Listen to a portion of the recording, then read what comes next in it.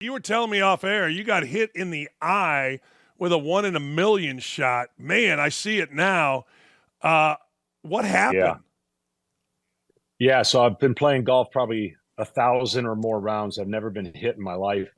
Standing off the green 20, 30 feet. The knot is going down from to have had minimal problems, a little bit of the rest of my life.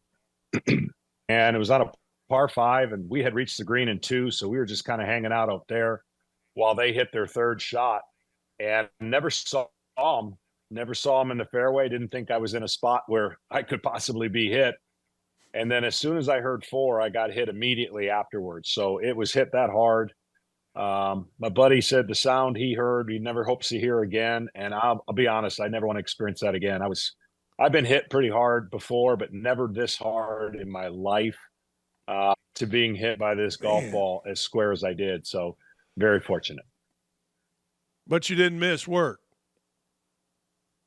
Did not miss work. Called the Rickwood game. This happened the day before, Birmingham. And the makeup artist was amazing. The work she did on me Thursday, and then the makeup artist on Saturday in New York against the Braves did an amazing job. The coloring is now starting to become very apparent. So we'll need one more makeup Dodgers Giants game that I'll be doing coming up. Man, I want to talk. I had a conversation. Danny Plesac with Major League Baseball Network and I grew up together, and we're friends.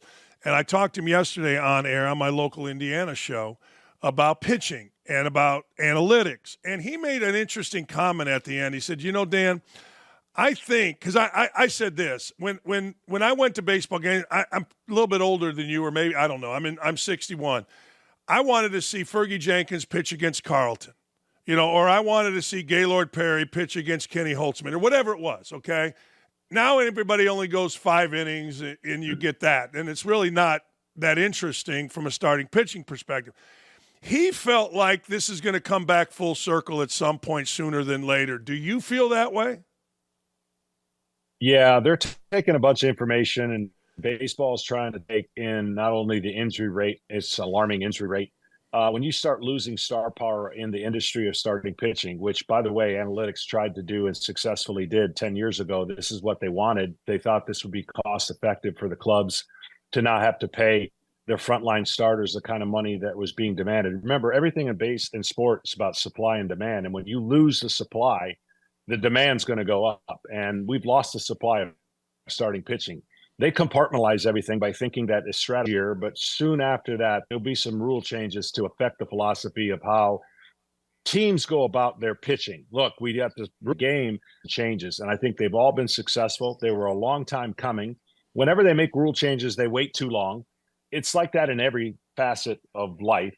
And then you realize, man, we should have done this a long time ago, and everything will be all good. And was that this has to happen. But if you're running a club and you're part of management, there's no reason for you to change if there's no reason for you to change, because you've cracked a model in your financial code that has convinced an owner that I can do X, and this is how we can compete with the juggernaut. So rule changes are coming. I believe Dan is right. There will become. What do we see? What are we going to listen? What are we going to see?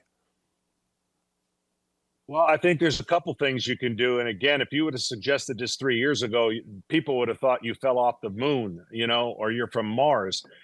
There's creative thinking that rule changes will entice teams to either stay the way their course, which will be a losing course in the end of the day, or they'll change their three. So one rule change would be like this. Hypothetically, you go, okay, we're gonna tie the starting pitcher to your DH. As long as he's in the game, you've got your DH. As soon as he's out, you got to use a pinch hitter. So if you want to enhance, I hate the opener, then you're going to have 4 pinch hits the rest of the game because you're going to lose your starter. That's one way to ask your starter to be a little bit more competitive in the 6th and 7th and 8th innings. The other way, you make roster manipulations and rules to only allow you to have so many pitchers on a team, which therefore you're going to ask those guys to do different things. And you change the elevator system within the minor leagues. You can call up guys left and right who have options and navigate the year by year. That's what they do. 32 to 40 pitchers to go a length before you can take them out. Let's just say until they give up 4 runs, you can't, there's a bevy of ways to do it where it wouldn't be so crazy to think once the end of the day you see these guys. But the reward system is the reason we have so many injuries. The reward system is the reason why starters only go 5, and it's got to change, or nothing in this conversation I'm talking about will change.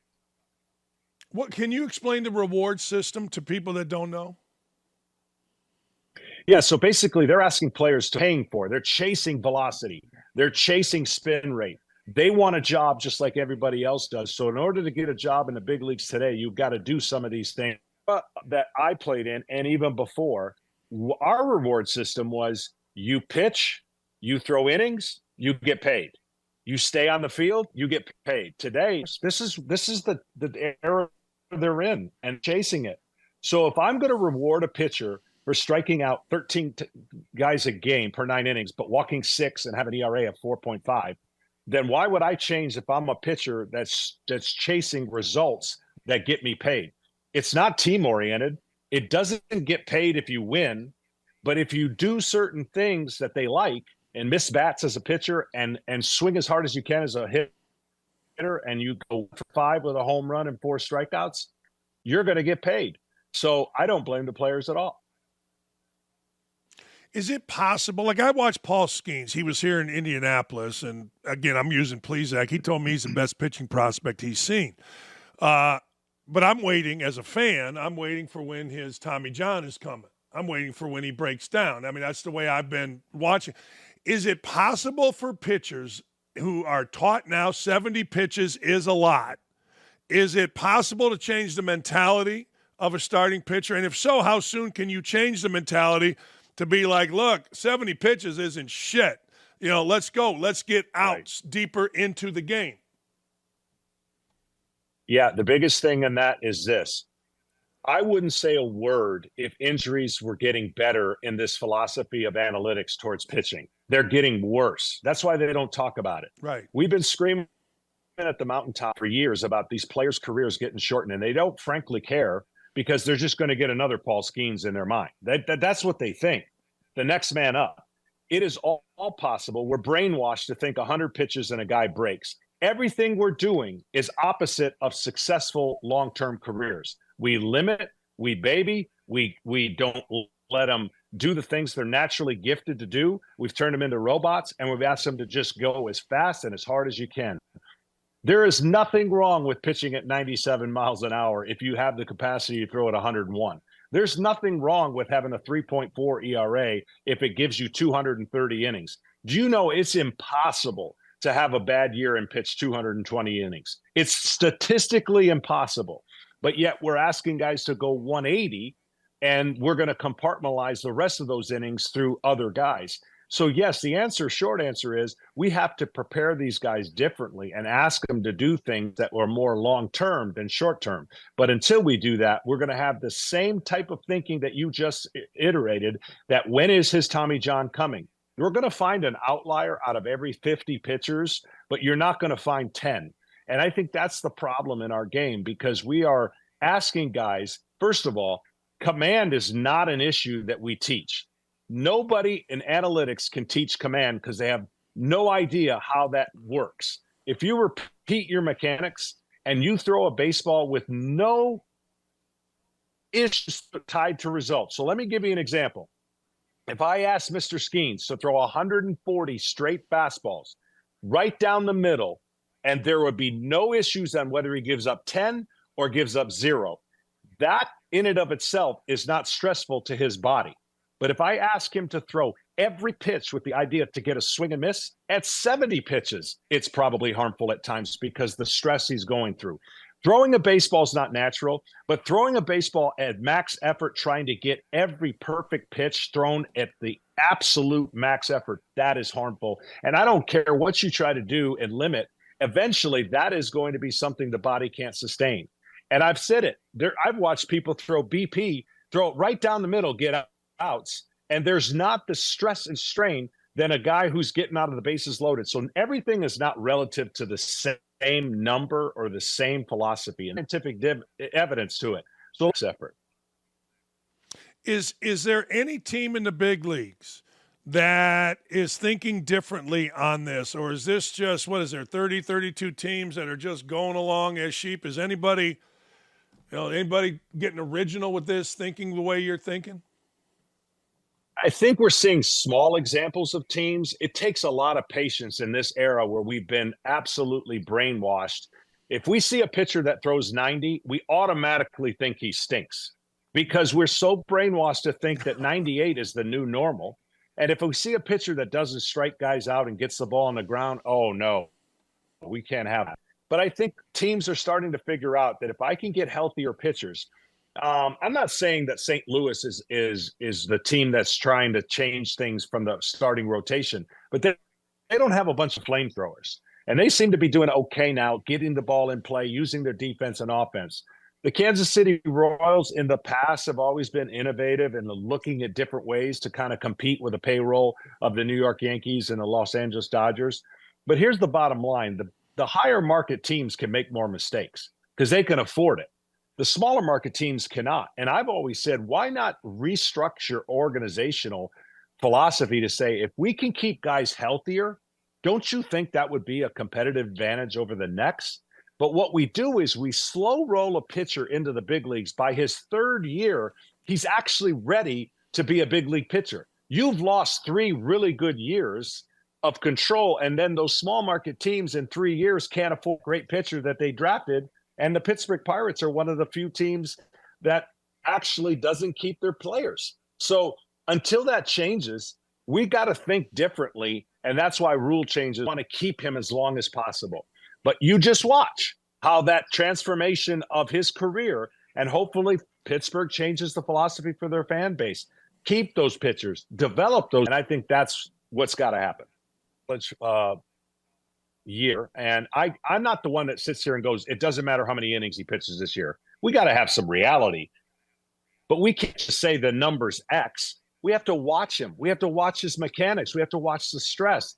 This is a pitcher that if I was mandated to say, John, you're in charge of keeping him healthy the rest of his career, could you do it? I think I'd be a lot more successful than the current formula. Because what I would tell him is, there's a guy by the name of Justin Verlander who had a lot of the similarities that you have, and he has pitched a long time in gears, like a 10-speed bike. I would teach the pitcher to not max effort every single pitch in his arsenal. And it would be a longevity type with the team benefiting from him going deeper in games and being able to be healthier throughout the year. Here's what I find amazing. When we get to the postseason, risk, as a guy who pitched 14 straight years in the postseason, I realize what that's like, and then bounce back every year and never miss a beat. Sure, I had a lot of surgeries and big leagues. So I would be teaching different training mechanisms because what they're training for, again, is for the max effort load of throwing a baseball as hard as you can. You have to give something up to train to do what they're doing. And most of it is control and most of it is health. And so when you're pushing the throttle like they're doing, that's what I would do. And I would teach this young man how to be successful with the gifts that he's been given and the longevity of what takes place. One of the fascinating things about you is you went from starter to reliever. Let me ask you, you were talking about maximum effort, maximum velocity. I feel like as a closer, which you were great at, and as a starter, which you were great at, it's 2 completely separate things, correct? It is. And, this is the myth that people get confused. When I went to the closer's role after Tommy John on my own wishes to help the team, they thought, well, see, he throws harder. Tommy John's successful and gives you a faster pitch. That's not true. I had the capabilities of throwing 98 as a starter. I chose to throw 94, 92, 95 every once in a while. I was pitching in a different reward system, as we mentioned. When I went to the closer's role, I still never grunted. I still never threw a pitch as hard as I could. I wanted to be a pitcher that actually, one inning at a time, could afford more velocity. There's no way I would have made it as a starter. There's no way you'd know my name today if I did that and ascribed to today's philosophy. But again, closers today, they're not interested in just getting a save. They're interested in striking out the side so the numbers look good so they get paid. When you're max efforting in anything you do, it's a short leash on your career. And so that's what people get confused. They have taken young, great pitchers They don't develop them for greatness. They compartmentalize them and put them in the pen to eat up those 45 to 60 innings, controlling their innings, de-developing their greatness because you can't have your third and fourth pitches. Then they go, okay, it's time for you to be a starter, and they're not ready. And they got to do this all over again. We're seeing a shift in the game today. A lot of guys who were typically relievers now having great starting seasons. You know why? Because they were always starters that were thrown in a reliever role because somebody thought that was an important place. Now they're having the years and careers they were always meant to have. See, in the generations before, if a failed starter became a reliever, now you're born a reliever or born a starter. It's not the way it should work. And I think they're starting to see a shift in that. And some of these pitchers are having that breakout year. And we're looking at it like, oh my gosh, what happened? No, this was what they were supposed to be. John, last thing baseball wise. I got a lot of Braves fans that work on this show. How concerned should the Braves fans be? Well, it's an obvious concern because apart from the trade deadline and whatever Alex is able to do, which is going to be tough because there's a lot of teams in the mix and not willing to give up that talent. And it's hard to find that starting pitching. They lost the two greatest commodities you could lose on any one franchise in 1 year. They have the pedigree of success and they have the basic edge by experience, having been there, done that without already one of their best players by winning the World Series. But it's a total different way to go about it. Can they get to the postseason? Absolutely. But I don't know, short of making some moves, if they can catch the Philadelphia Phillies. Now, everybody's going to have injuries, so that will be time will tell. But I think for a team that was built to handle the Dodgers and the Phillies, it's now put them in a very tough situation. The short answer is they're gonna compete their butt off because they have championship pedigree. But they're a little bit short in some areas right now, and they're asking a lot of players to kind of pick up the pieces for two of the greatest in their respective, one starter and, of course, the MVP in Acuna. John, appreciate you coming on, man. Keep fighting the fight, brother. Thanks for coming on, and hope your eye gets better. Oh, it's getting better every day. I appreciate it.